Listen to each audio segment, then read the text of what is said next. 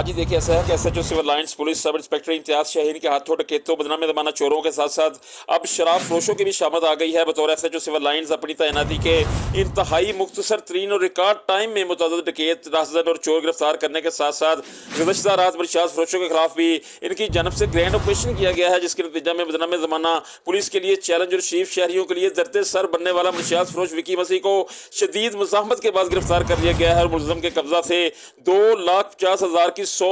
Imported शराब की बोतलें बरामद करके मुलज़म के खिलाफ मुकदमा दर्ज कर लिया गया है। चूंकि सिविल लाइंस पुलिस की जानब से अमन अमान को बरकरार ही नहीं बल्कि इसमें हर गुजरते हुए दिन के साथ बेहतरी लाने की नॉन स्टॉप कोशिशों को भरपूर सराहते हुए शहर के अवामी, समाजी, तलीमी, कारोबारी, मजहबी हलकों ने एसएचओ सिविल लाइंस और इनकी पूरी टीम को भरपूर खराज तहसीन पेश किया है और उनकी मुस्तकबिल में मजीद कामयाबियों के लिए अपनी नेक तमन्नाओं का इजहार किया है। जी।